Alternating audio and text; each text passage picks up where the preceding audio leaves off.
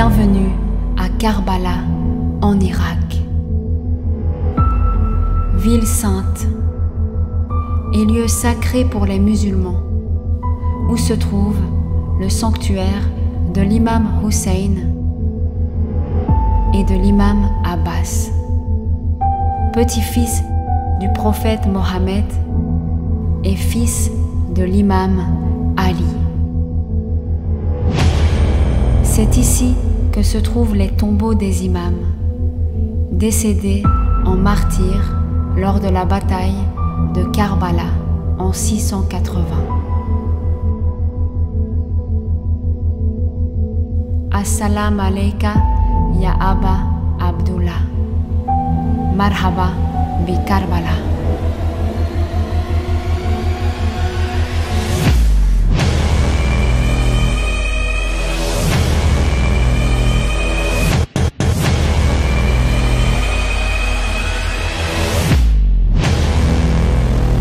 Chaque année, plus de 20 millions de pèlerins venus du monde entier marchent jusqu'ici, la ville sacrée de Karbala.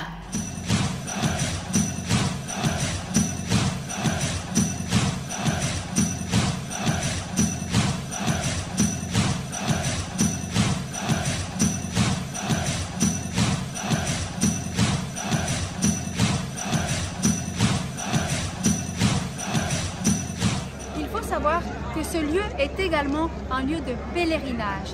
Chaque année, à partir du moment où l'imam Hussein est décédé, où l'on se commémore son décès, on compte 15 jours et on commence le pèlerinage. Et vous avez des millions, j'ai bien dit des millions, on parle de 23 millions d'Irakiens et même des personnes d'autres pays et d'autres confessions religieuses qui viennent marcher jusqu'ici à Karbala pour se souvenir de ce moment. Alors imaginez, là il y a un peu de monde, il y a de l'animation, mais ce jour-là où tout le monde vient marcher, je vous dis ici, c'est plein à craquer.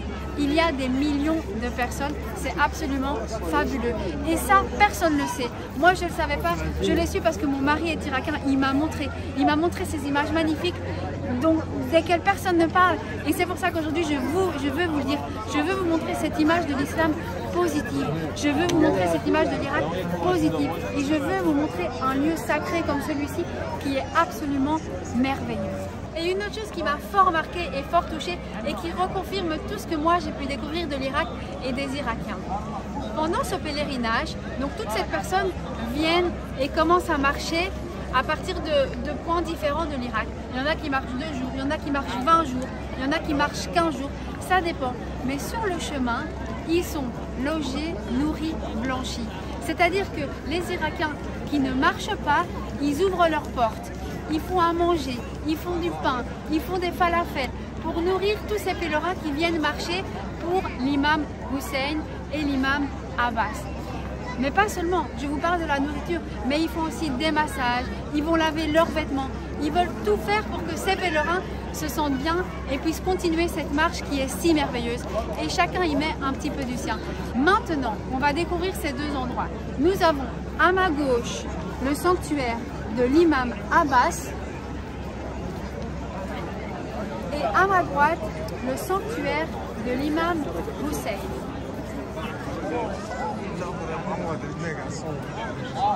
Nous allons les découvrir les 2 entièrement. Je vais vous les faire découvrir. Je suis moi-même impressionnée et j'espère qu'à travers cette vidéo, vous allez aussi être impressionnés. Restez avec moi, on continue.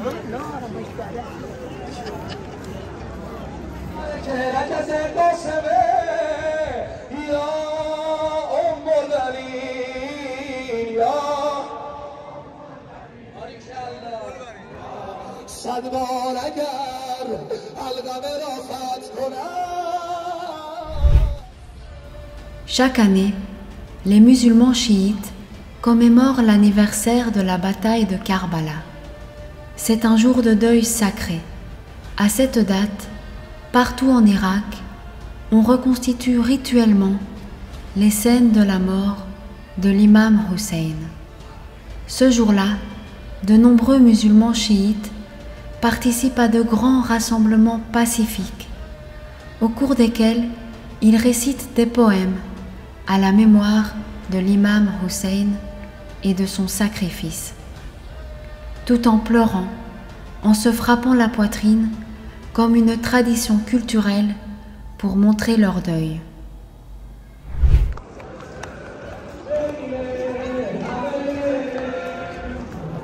Et je rentre dans la mosquée de l'imam Hussein. Karbala a son nom gravé dans la mémoire des générations et dans l'étendue du monde musulman.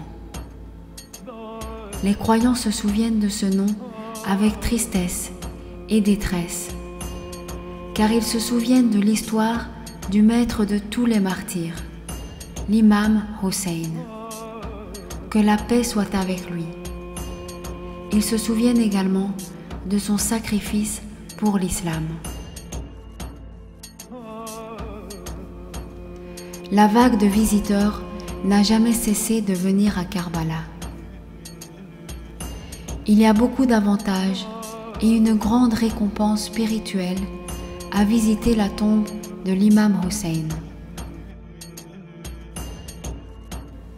Le prophète Mohammed a dit de son petit-fils, l'imam Hussein, « Hussein est à moi et moi, je suis à lui. » Les croyants viennent donc de toutes les parties du monde, tout au long de l'année, pour recevoir l'honneur de rendre visite à l'imam Hussein.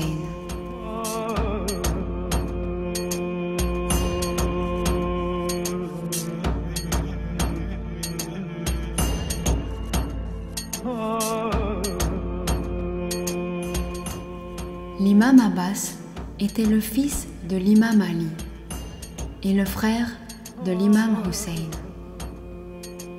Les récits indiquent qu'il n'a pas ouvert les yeux à sa naissance jusqu'à ce que son frère, Hussein, le prenne dans ses bras.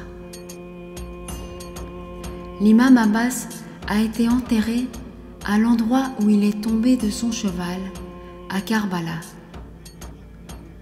Son sanctuaire a été construit autour de sa tombe, à laquelle des millions de pèlerins rendent hommage chaque année.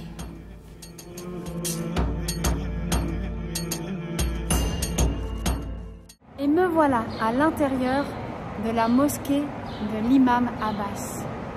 C'est juste merveilleux, c'est magnifique.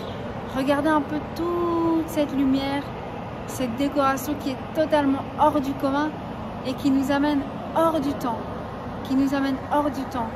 Ces lumières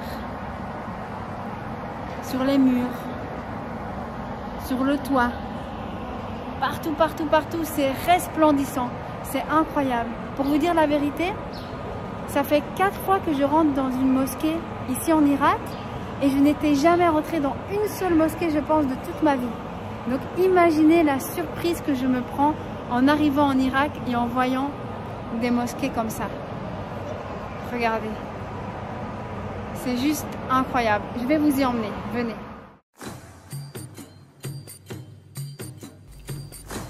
Lorsque l'imam Abbas décida de se rendre sur le champ de bataille, l'imam Hussein lui demanda d'apporter de l'eau pour les enfants et les nouveau-nés.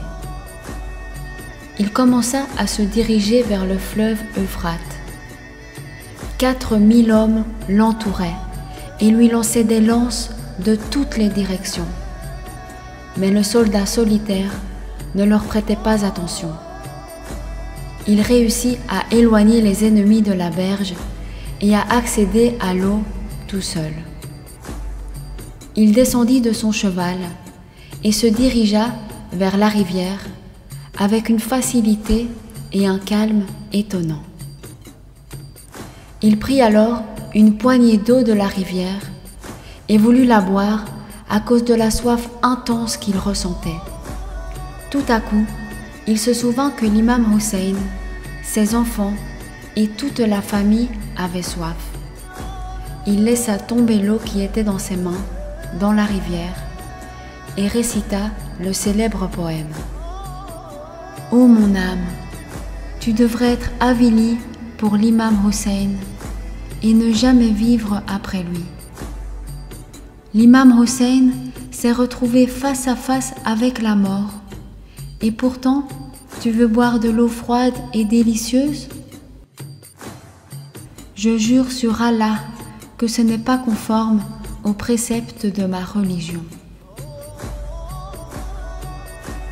Ça fait quelques minutes que je suis assise ici et j'essaie un peu de prendre l'atmosphère, de sentir l'atmosphère. Pas juste regarder, mais parfois de s'asseoir et puis prendre le temps.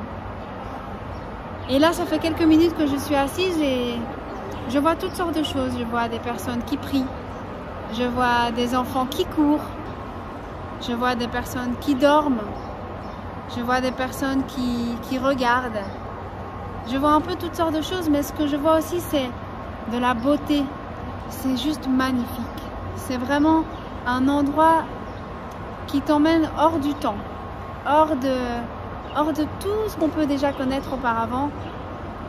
Et c'est vraiment impressionnant, c'est vraiment superbe. En quelques jours en Irak, j'ai vraiment eu l'occasion de modifier toute ma réalité. On se rend compte qu'on habite dans un monde qui est grand et où il y a plein de choses différentes. Mais je pense que pour pouvoir connaître et ressentir cet endroit, mais vraiment dans son entièreté, j'aurais besoin de au moins une nuit entière, si pas une semaine entière. Parce que regardez, on est ébloui par toute la splendeur de cet endroit. Il y a tant de choses à voir, à regarder, on ne sait même pas où regarder tellement que c'est beau. Et maintenant, après toutes ces découvertes, je vais sortir de la mosquée et continuer la découverte dehors. Venez avec moi.